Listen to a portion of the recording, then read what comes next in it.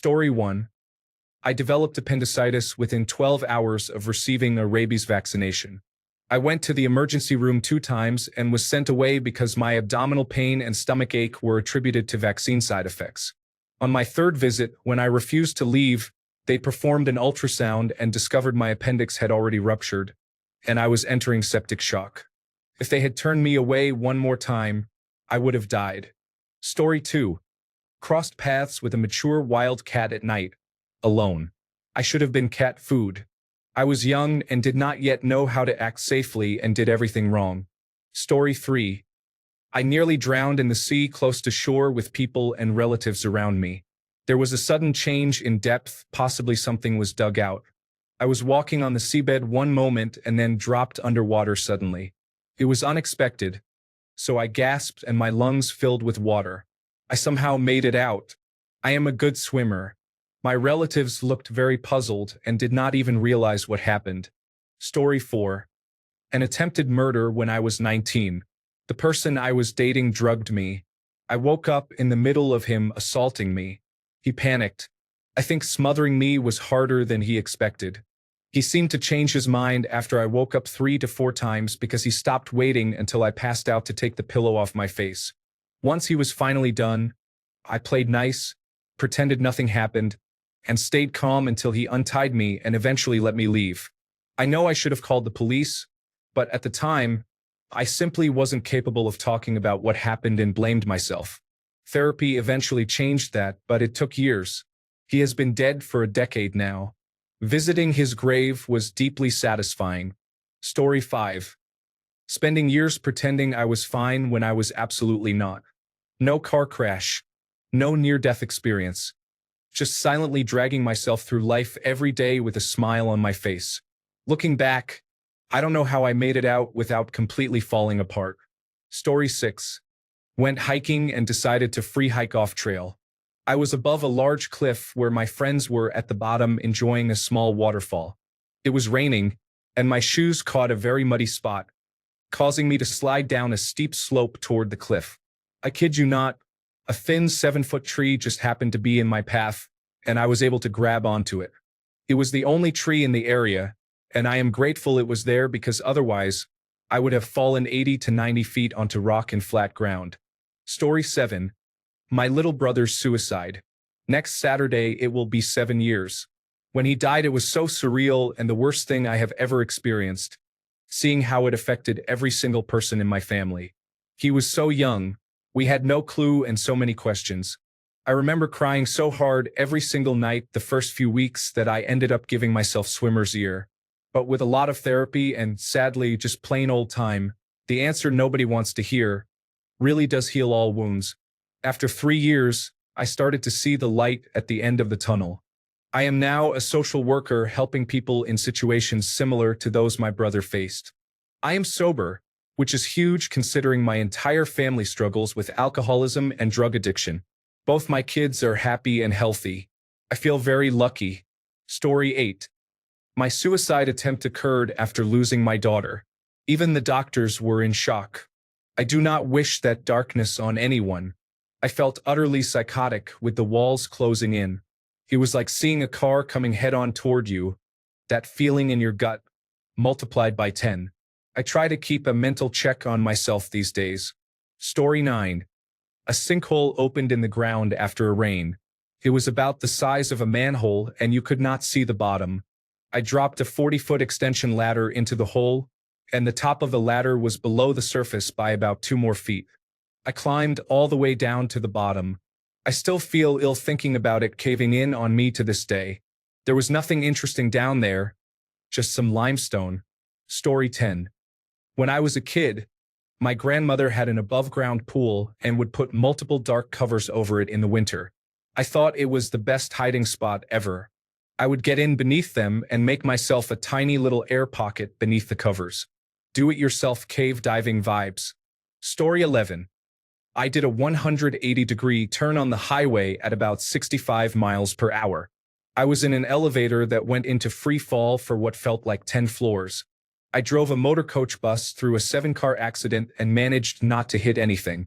There may be a couple of others. Story 12.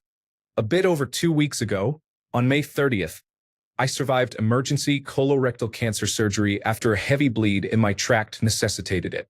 They removed a lump the size of a grapefruit. Story 13. Not me, but my family just had a near-death experience in the skyscraper tower fire in Dubai Marina. The fire alarms did not go off. The sprinklers did not go off. They had no idea until a neighbor knocked on the door. They were all sleeping. They tried to take the staircase, but it was full of black smoke. Keep in mind they live on the 42nd floor. They had to take the elevator, which was very slow and dangerous. This happened Friday night. The fire is still ongoing. Do not believe what you read in the news about Dubai. There are over 3,000 residents in that tower, all now homeless. Story 14. When I was 15, someone drugged my soda at a convention and sexually assaulted me after taking me to his hotel room. When he was finished, he started to strangle me. Someone in the hall said something loudly, which scared him enough to stop and run out of the room. I was so close to dying that day. Story 15. Electrician. I was getting badly shocked by 277 volts while pulling up a float switch to test a building's pond overflow pump. They have waterproof lights in the pond that are powered by 277 volts. When I put my hand in the water, the current went through my hand into the dirt and through my knee. After that, I took my meter and put one lead in the dirt and the other in the water.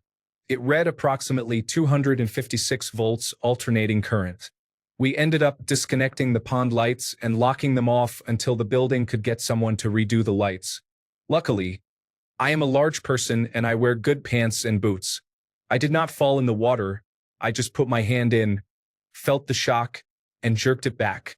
It was enough to make my whole arm sore for a few days. I was checked out by a medical professional and everything was fine. This happened a year or two ago. Story 16. Actual childbed fever. I hemorrhaged a week after our last baby was born. We told the nurse who released me from the hospital with our baby that I had a temperature of 100 degrees Fahrenheit even while taking Loratab, which contains acetaminophen, but she dismissed me. 7 days later, I went to the emergency department just as everything went completely wrong. I thought I was just tired from caring for a newborn. It turned out my temperature was over 104 degrees Fahrenheit. At one point, the doctors had me bleeding into a bucket. They put up a sheet so I could not see, but my husband, who was holding my hand, saw everything. I remember hearing the sound of blood hitting the inside of that bucket. I asked one of the people helping me if I was going to die. They said, "I don't know." After a week of intravenous antibiotics and a couple of blood transfusions, I left the hospital too weak to stand. Incidentally, the Station 11 miniseries taught me the right answer when someone asks if they are going to die. It is, "You're doing great. They are doing the best they can, and they might lose anyway." Story 17. My suicide attempt. Glad I did survive though. Edit. The replies made me cry for real. I am glad all of you are still here. Story 18. I got hit by a car. I was thrown onto the hood, which caved in the windshield. When they slammed on the brakes, it launched me through the air. I probably flew 20 feet and landed in the median. Other than a few scrapes, I was completely okay. I wasn't even sore the next day. I can't explain how I wasn't seriously injured. Story 19. Being kidnapped and sexually assaulted. I know many people do not make it out. I am one of the lucky ones who was able to make it home. Story 20. My first and only year of university was extremely difficult. I was deeply depressed. I honestly do not know where I found the strength to seek help. It was 9 months of intense pain and suffering. Story 21. There is a park nearby located in a river valley. It is a beautiful place. You park at the trailhead and then hike up for as long as you want. On the way up, we crossed the river on a fallen tree. No big deal, easy. On the way back, several hours later, it was raining with a storm approaching. We thought it was a good idea to cross the river again, which was now raging. We crossed, smoked marijuana, then crossed back. On the way back, the water was even higher, almost spilling over the log, making footing treacherous. The girl in front of me, my friend's girlfriend, slipped and started to fall. Luckily, I was right behind her and was able to grab the handle of her backpack and hold her up long enough for her to regain her footing. I did not think much of it at the time, but years later, looking back, I realized how close to death we were crossing that log. The water was raging. There was a lot of deadfall in the water, so anyone falling in would not come out alive. The thing about falling into a river like that is it is not drowning that kills you, but being impaled on all the sticks and stumps. The incident was never mentioned, and I never had a chance to talk to the girl about it, but I think of it every so often. Any of us could have died that day, especially her and myself. If I had been half a second too late, she would have fallen in and been dead for sure. If she had not caught her footing, she could have fallen in and taken me with her. I have done some foolish things in my life, but crossing that river a second time while it was raining and a storm was beginning was extremely unwise. Also, we could smoke more marijuana, which I deeply regret. Story 22. I missed an appointment when I was deployed to Iraq. If I had made it to that appointment, I would have been killed by a mortar round that punched through the roof. It exploded 3 feet from where I would have been sitting. Story 23. Car crashed into a pole at 90 miles per hour, and the airbags did not deploy. I walked away completely uninjured. I still do not understand how. Story 24.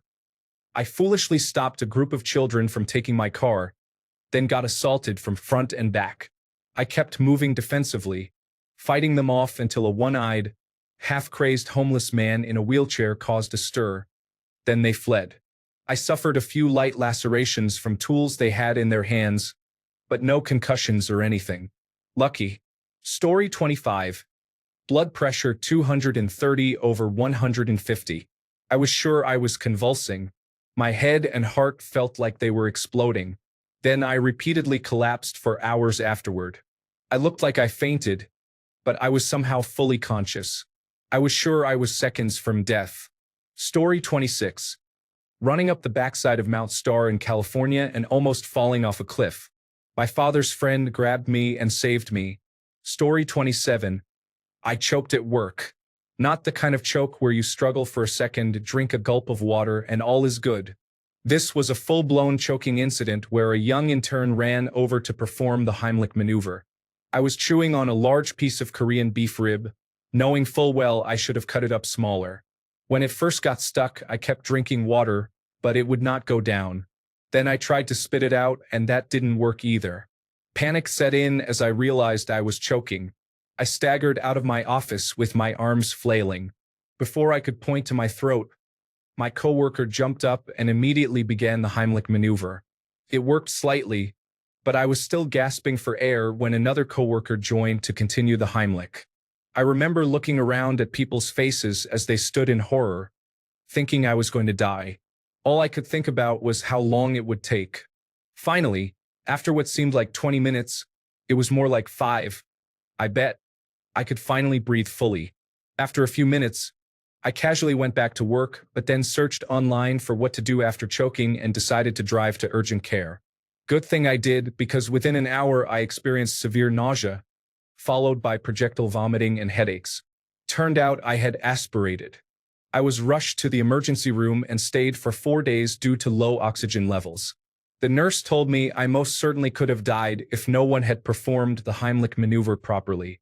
Funny enough, it was the 2 youngest guys in the office, both 21 years old, who helped me. I am so grateful. Story 28. 3 fires on a submarine, 1 massive heart attack, and appendicitis. The appendicitis was the least dramatic. Story 29. I had a 10-pound baby forced out of my 100-pound body, which tore all my insides and broke my pelvis. Since the umbilical cord was around my daughter's neck, the doctor cut it while she was still inside, and I had to hurry. My baby had to have her collarbones broken and folded to get her out. My obstetrician-gynecologist shot himself shortly after my pelvic reconstruction surgery a few years later. Word got around. I am still alive, but I have a very bad heart from living on 2 hours of sleep for 38 years due to constant pain. Additionally, I still cannot walk properly or very far. Story 30. 42-minute epileptic seizure. They had to administer an overdose of a drug that carried a high risk of fatality. Story 31. I was driving a 15-passenger van with a load of kids going to a taekwondo tournament. I hit black ice while driving at 65 miles per hour, slid across 2 lanes in front of a semi-truck, hit the gully on the side of the road, and flipped the van 3 times, according to the man behind me who witnessed it. My son was ejected from the van. My wife broke her neck in 2 places, and I was knocked unconscious. The police officer was amazed that nobody died. All the passengers had cuts and concussions, but my family was hurt the worst. Story 32. I got coronavirus disease 2019 and streptococcal infection at the same time before vaccines were available, on top of a pre-existing autoimmune disease. I am still shocked that I survived. Story 33. One night about 4 years ago, I was doing food delivery on the Broadway Bridge in Portland. It had been raining heavily, but I wasn't about to let that slow me down from making money. The light changed much faster than I expected, and because the light rail goes over that bridge, my tires were mostly on steel rails. Needless to say, slamming on the brakes at that moment was not ideal. I ended up spinning 540 degrees through the intersection and somehow did not hit anyone while hydroplaning through a red light. I also managed to avoid hitting the bridge railing, coming to rest about 2 feet from the barricade guarding a 30-foot drop. I was very lucky that my child still has a father. Story 34. I went completely insane in 2019 with a nervous breakdown and hallucinations. I do not recommend it. Story 35. Multiple combat deployments as a United States Marine infantry specialist. Afghanistan, Iraq. Many violent seizures from intravenous cocaine use. Methicillin-resistant Staphylococcus aureus infection in both arms progressing to septic shock. If I think hard about it, there are plenty of other issues as well. Story 36. Too much ecstasy at Horde Festival during a Soundgarden set. Hauled to the hospital by emergency medical technicians because it was very hot and beer was much cheaper than water.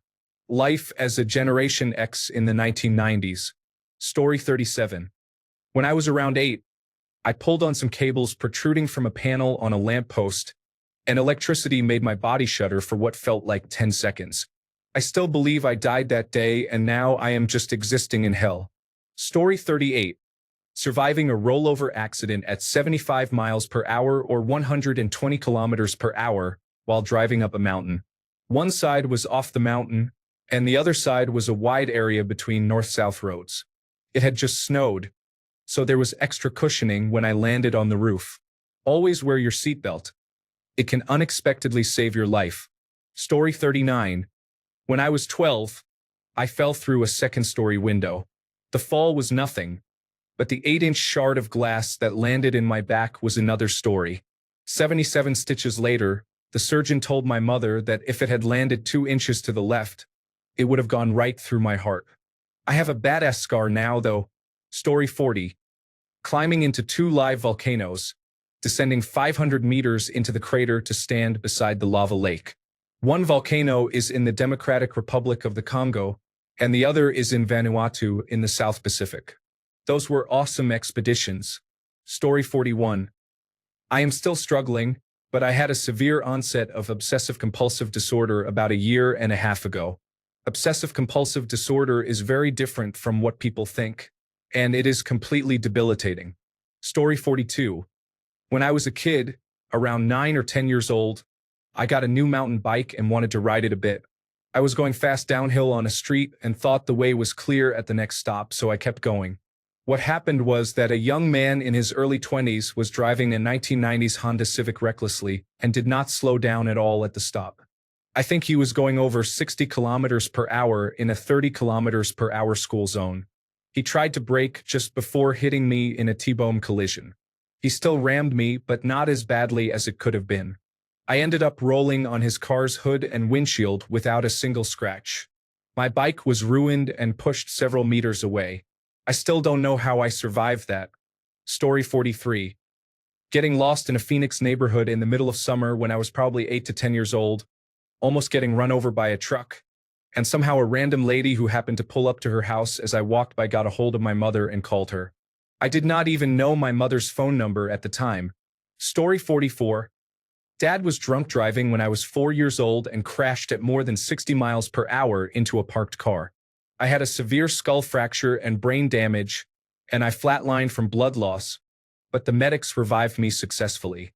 I have a scar across my right eyebrow as a reminder. I am now 17 and have had chronic and severe migraines ever since. They have become easier to manage and are less frequent, but they still sometimes cause me to vomit from the pain. It is both a blessing and a curse. Because of the brain damage, I tend to have a weak memory. As my brain healed, it started developing the affected area, which impacted my rational thinking and impulse control. I have the thought process of a 25-year-old in a 17-year-old's body, according to my neurologist. I hold no animosity towards my father and still have a good relationship with him. He is getting back on his feet and trying to improve his lifestyle, mainly because he was warned that he could die from liver failure if he continued. In summary, a car accident nearly killed me, but I survived and now suffer from headaches. Story 45. Hurricane Katrina claimed my brother's life in front of me. A woman's rib cage gave way when my hands went through her, and I watched a man get stabbed to death over drinking water. I have also experienced several cardiac arrests. One of these led to a severe dirt biking accident where I hit a tree, broke my femur, my helmet popped off, and a tree branch went through my skull inches from my eye. I have no visual effects from it, though I probably had more damage. I also survived years of child abuse and neglect from ages 5 to 20. Additionally, I took a trip to Florida without anyone knowing and with no place to go. Story 46. I know it is not a huge deal, but thyroid cancer. I thought I was done and that more would be found when they performed the surgery. I had my thyroidectomy last July. I had another scan about a month ago and it is still clear. We are almost at the 1-year mark. Story 47. Narcissistic abuse for 10 years. I was so messed up when I finally got out. Took a long time for my brain to work properly again. I look back and do not even recognize the person I had become. Story 48. Battled with suicidal thoughts. The only thing that stopped me from acting on them was wondering what they would tell my mom. Story 49. I had a very difficult past.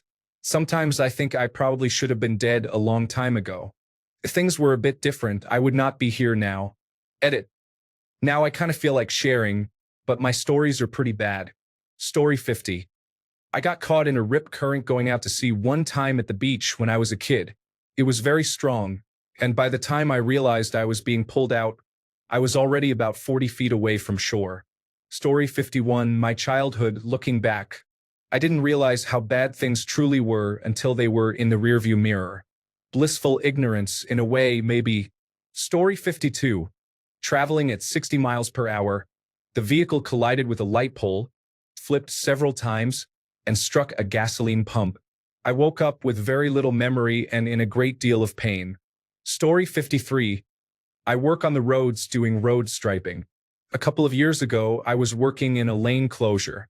Some driver decided to try to pass traffic in the lane closure and hit me going about 50 miles per hour. I flew into the air and hit the pavement. The driver took off. I do not remember any of it, just waking up in an ambulance. I only suffered a torn anterior cruciate ligament, concussion, some staples on the back of my head, and some road rash and bruises. The paramedics and doctors were all amazed. Story 54. I rolled a convertible and wrapped it around a tree at 17. The doctors had no idea how I walked away with just a fractured hip and a concussion. Story 55. 5 blood clots in my lungs. Super fun. I was turned away from urgent care the first time and told my childhood asthma must have returned. 3 days after symptoms began, a doctor asked if I had any leg pain. I thought it was a regular knee injury I was getting physical therapy for. It was actually a massive clot. Then it was time for the hospital. Story 56. I was gang raped by a close group of friends in my senior year of high school. I thought they were friends, but they were just older college men who bought me alcohol and thought they could do as they pleased. I remember asking for water, and they gave me a cup of water, but it tasted off. I started to black out. I thought it was from the several drinks I had just had. My family would not believe me that I was assaulted. I came from a very conservative Catholic household. They called me a whore and worse. When they told my grandparents, my own grandfather took it as a sign to do further damage to me. I woke up one night to him assaulting me. It has been almost 13 years since then. I have been to therapy, I take medication for a panic disorder, and I am now a stay-at-home mother to two beautiful children. But each day feels like I am struggling to stay alive. I feel like I am only pushing through all these dark feelings and emotions so that I do not disappoint my husband and children. The truth is, I feel like such a damaged person, like something is broken in my head, and it makes me wish I was not me. I am surprised I am still alive at this point and still pushing through enough to make future plans with my family. Story 57. The legal highs epidemic in the United Kingdom, specifically methadone. Incredibly cheap, high-purity drugs delivered to your door at a very young age. Story 58.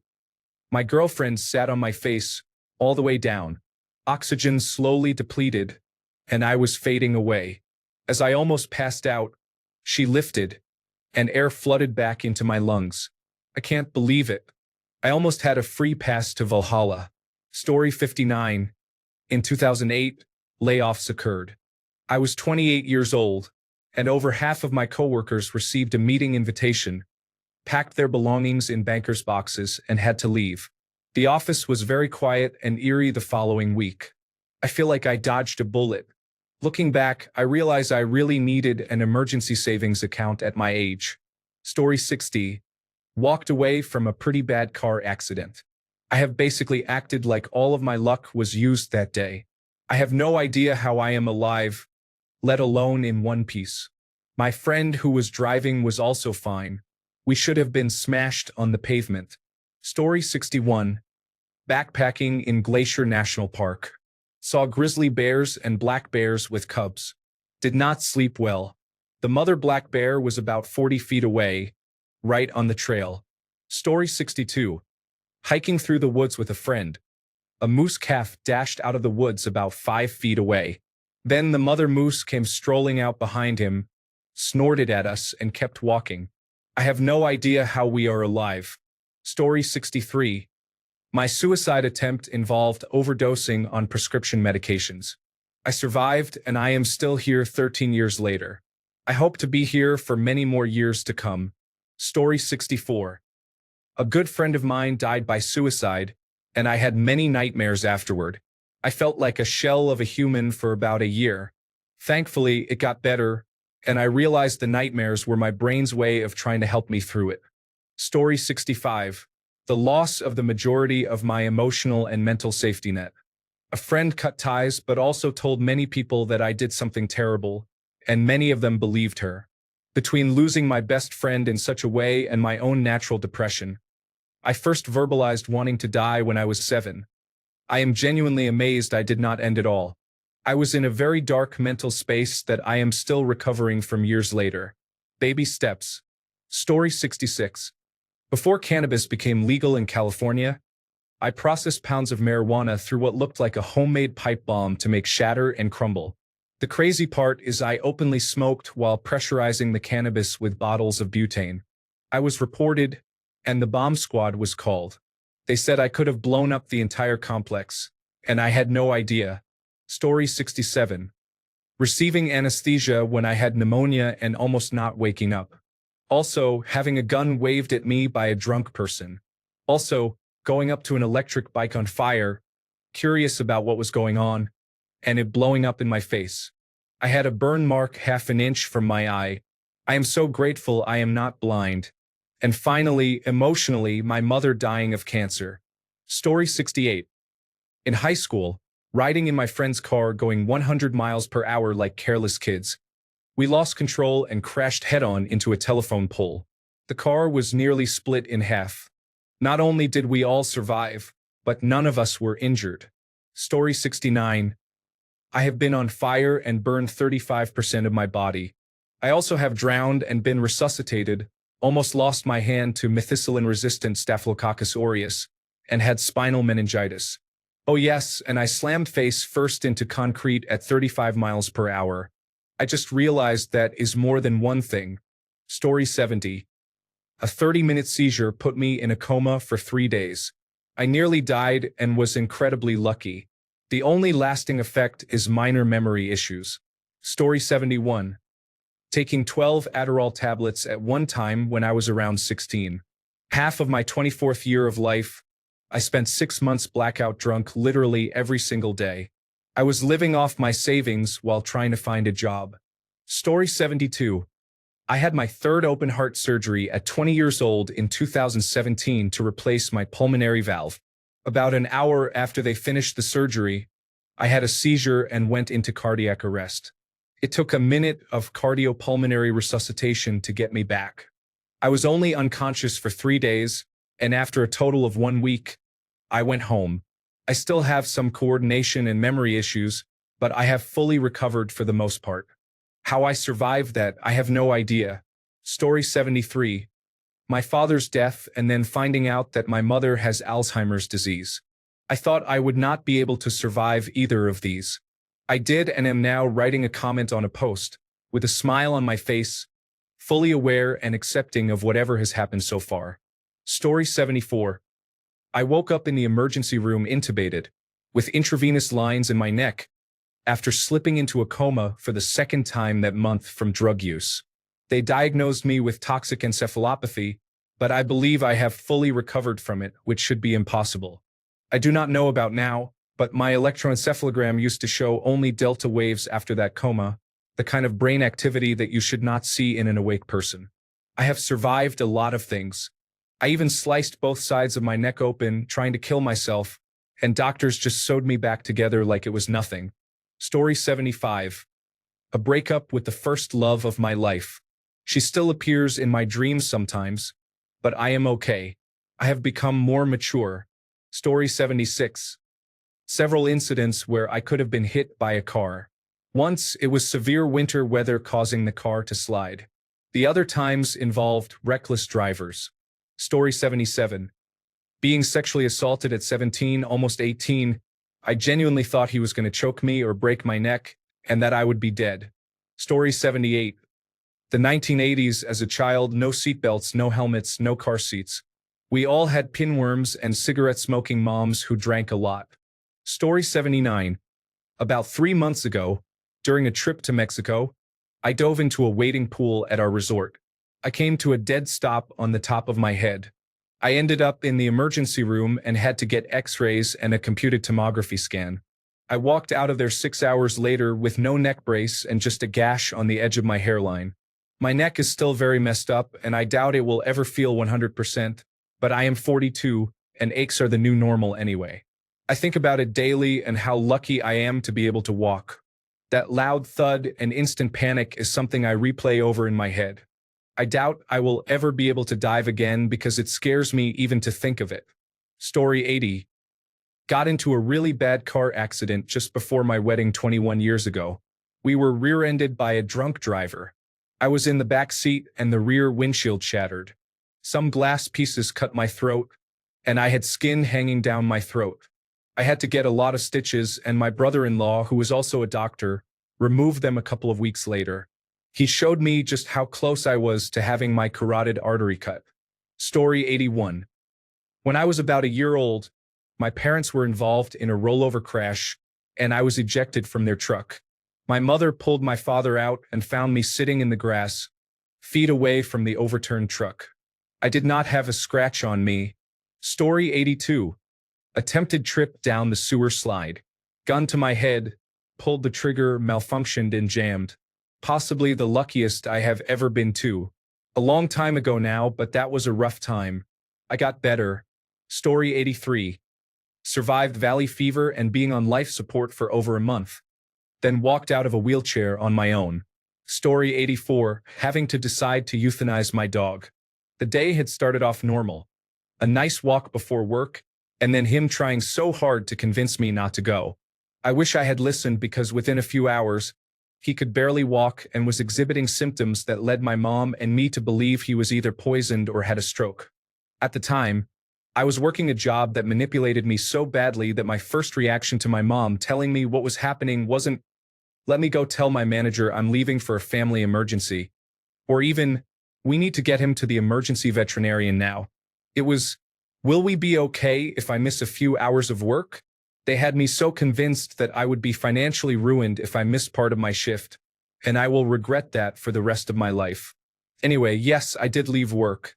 When my mom picked me up, and I saw my boy sitting on the front seat, I broke down, apologizing to him for everything and barely able to see because of it.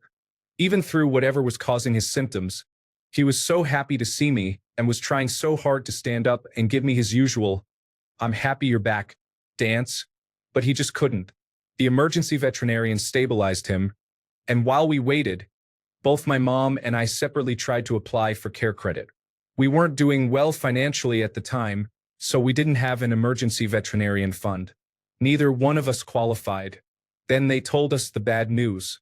$2,000 to $3,000, I can't remember the exact amount, right away just for stabilizing him. Then a further $3,000 to $4,000 the next morning to cover the cost of keeping him overnight for observation and diagnosis. Treatment after that would cost even more. I begged and begged, but they refused to allow me to do a payment plan. My only options were to pay that amount or pay $650 to have him euthanized and cremated. A gun to the head moment, pay up or he dies. I had no other option. $650 later, at 7:35 p.m. on July 24, 2022, I said goodbye to a dog who was the closest I will ever come to having a soulmate. He was my world, my heart, and 3 years later, on the 10th anniversary of the day his abusive previous owner gave him to me, thinking about his loss still cuts deep. There are songs I cannot listen to, foods I cannot eat, things I cannot do without thinking of him. For months afterward, I genuinely didn't know how I was supposed to go on. I saw him everywhere, smelled him, heard his voice. I have one audio clip of him barking, and sometimes I sit there listening to it on repeat because I would do almost anything to have him back. Story 85. I stuck a flathead screwdriver directly into the electrical outlet, which caused the power in my home to go out when I was about 3 years old. The electrician who worked on it expressed his condolences, but my father told him that I was actually alive and playing right behind him. The electrician then looked at him and me with a pale face and gulped hard. I guess he was shocked. Story 86.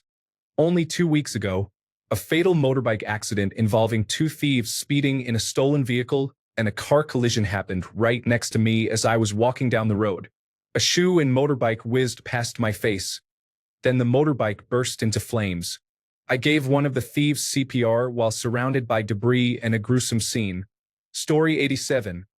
My body mass index went down to 14, and I was hospitalized. I nearly ended up in a coma due to avoidance/restrictive food intake disorder. But I survived and have made significant progress. Story 88. High school. I was so depressed that I did not think I would even make it to junior year. I genuinely think virtual YouTubers and my friends saved me. Story 89. Pneumonia. I did not even realize what it was until it became severe. It initially felt like pain in my pectoral muscle and eventually spread to my back. The night I went to the hospital, I underwent emergency surgery because an abscess burst and filled the right side of my chest cavity with fluid. The doctor said I very well could have died if I had not come in that night. Story 90. Getting stabbed while sleeping. She missed and hit my elbow. 1 centimeter away and it would have ruptured my spleen. Story 91. Hairy cell leukemia is a slow-moving form of cancer. I was living with it for about 2 years before the symptoms became severe enough that I went to my doctor to find out what was wrong.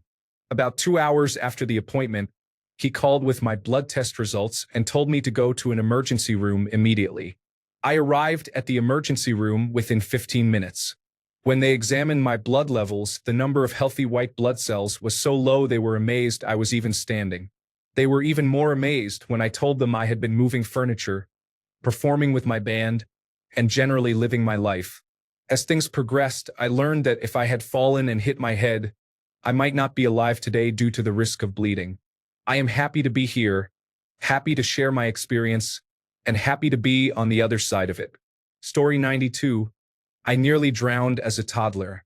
My older sister and I were alone at the lake. I was around 5 years old and she was around 12. I had a swim ring with a duck head, and it tipped over so that I was upside down underwater. I couldn't turn around on my own. Some other visitor noticed after a while and helped me stand up again. My parents were drunk in their caravan. I think my guardian angel saved me that day. I didn't realize for a long time how close I was to drowning. Story 93. Visited a waterfall. The surrounding area had signs all over the place that said, "Do not climb the side of this waterfall. The erosion will absolutely kill you." So I climbed the side of the waterfall. I slipped on the muddy ground below me, probably from all the erosion. I started sliding down the cliff face, about to take a 600-foot fall into the rocks below. Due to all the erosion, I was able to grab a tree root that was sticking out of the ground. Between that and my backpack being heavy and slowing my descent, I got really lucky. After a 3.5-hour car ride home, I was absolutely silent. Story 94. Getting ejected through the driver's door when my car flipped along both axes and bouncing off my face. Story 95. Amphetamine addiction. I should have died. Every night for 2 months, I did bigger and bigger lines, hoping my heart would eventually give in. At some point, I took 25 grams over 5 days and talked to the school's social worker. I went into psychiatry. I am better now. Story 96. I was in a serious accident in the middle of a busy highway. I swerved straight into the median. The car flipped over and was completely wrecked. In the middle of the highway, I got out of the car. There was a 12-wheeler truck in the grass, and the entire highway was parked behind us. The car was totaled, but none of us had a scratch. The whole time it was happening, I was just waiting to die. Even after the car flipped, I was waiting for a truck to hit us. Surprisingly, nothing happened. I was definitely supposed to die that day. Story 97. My friends and I used to drag each other around behind our cars in shopping carts with a tow rope. It is easily the dumbest thing I have ever done. Story 98. Sliding into oncoming traffic on the Trans-Canada Highway. A minute before and a minute after, there were semi-trucks every 10 seconds. Sliding off the right side of the highway, through the dividing ditch, and up into the oncoming lane, my parents and I braced for impact. I had a vision of my sister opening her door to police officers coming to tell her the bad news. But once we slid to a stop, there was not a single car. My father quickly returned to the right side of the highway. Story 99. The ending of a situationship is very recent and still difficult, so the outcome is uncertain. Story 100. High school. I think about it at times. Brutal place. Teachers did not care. Lots of security. The prison pipeline. Required school supplies. Story 101. I have been in 2 serious, surreal car accidents. The first happened when I was 16. My car spun 180 degrees after being T-boned by a truck traveling 60 miles per hour. In the second accident, I was on the interstate in the middle of winter when the sport utility vehicle in front of me suddenly stopped. I was able to slam on my brakes and slow down to about 45 miles per hour before the collision, but I was quickly sandwiched when it was hit by a larger sport utility vehicle. All airbags failed both times, yet I somehow managed to walk away with just seatbelt bruises. Story 102. I tried to harm myself. I was alarmed there, but for some reason I decided to stop. I only ended up vomiting harder later. Story 103. Childhood. I have a large head and irresponsible parents. I had a birth defect in my stomach when I was born, which resulted in an ulcer that ruptured when I was 6 months old. To complicate matters, I had a malformed blood vessel or artery that also ruptured. My father does not remember the details, and my mother never discussed it. My father told me that I almost died because I was bleeding faster than they could replace the blood and fix the ulcer. I have significant scars from that incident. 20 years later, I discovered that I had hepatitis C from the blood transfusions. 15 years after that, I participated in 2 drug trials before I found one that cured it. Around 2 years old, I fell into a swimming pool at a crowded house party hosted by one of my mother's friends. I fell into the water and drifted to the bottom of the pool, hitting my head, unable to breathe, and my vision going black. The next thing I recall is lying on my back, spitting up water. A random party attendee jumped in and pulled me out, My mother had no idea where I was or that I had fallen into the pool. I was taken inside, my wet clothes removed, and sat on a brown couch in a towel watching television while my clothes dried. I had no recollection of this event until, at the age of 22, I was talking to her friend at the house where the party was held. She asked if I remembered almost dying at her house, and the memory came back to me vividly. At the age of 3, I was riding a tricycle on an elevated porch, tipped over and rolled down the short but steeply pitched front yard, falling about 2 feet to the sidewalk and hitting my head. A woman walking down the sidewalk picked me up and yelled to get attention. My mother came out, took me from the woman's arms, and took me inside. I do not recall receiving medical care. I lay on the couch for a week and did nothing but watch cartoons. Those old 5-gallon water bottles often found in offices used to be made of glass. When I was 6 or 7, I broke a 5-gallon water bottle on my foot, nearly severing my big toe on my left foot. There was blood everywhere, and the bone was visible through the top of my foot. Did my mother take me to the hospital? No. She wrapped it in gauze and applied peroxide, which was painful and kept my foot elevated. A week later, my aunt happened to come over, saw my red, swollen, likely infected foot, and took me to the hospital where I received stitches. At the age of 7 or 8, I was hit in the head with a large rubber mallet and fell down a flight of stairs. Felt like my brain was swelling around my eyes, and I passed out. I woke up several hours later lying on my bed in the apartment, completely alone. Both of my legs hurt, and I am fairly sure I bruised a couple of ribs. I received no medical care. It hurt to breathe deeply, laugh, or sigh for what felt like months. At the age of 10, my mother took me to the United States Festival. There were probably 200,000 people in attendance each of the 3 days. We were with a group of her friends, 6 or 7 people in 2 cars. Shortly after we arrived, I got separated from them. I spent a panicked hour looking through a sea of people for anyone I recognized. With no luck, I somehow attached myself to a random couple who gave me food and soda for several hours while helping me find my mother. Several hours later, when it was dark, we ran into one of her friends. He took me back to the car. They were on their way home 2 hours away, and he had to take a bathroom break. It was sheer dumb luck that we ran into him and that I recognized him, as I did not know him well at all. It got a whole lot worse after this. Story 104, Pneumonia. I almost died of sepsis. It was a very hard, painful, and long battle. However, I feel lucky to have survived because my mother forced me to go to the hospital again. If my mother had been on a trip, my father and sister would not have made me go, and I probably would not have gone and might have died. They had to perform an emergency thoracotomy when I arrived at urgent care, and I wonder what would have happened if I had waited any longer to go.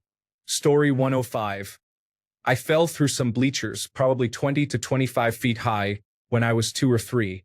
I missed every support beam, a couple of inches to the right or left, and I would have fallen like a Plinko chip. According to my mother, I had no injuries. Story 106. Not my story, but I knew someone who was hit by a car going about 65 miles per hour while walking on the sidewalk. They spent about a week in the intensive care unit and fully recovered despite a brain bleed lasting over 20 hours. Story 107. Being run over by a semi-truck with tire tread marks across my waist.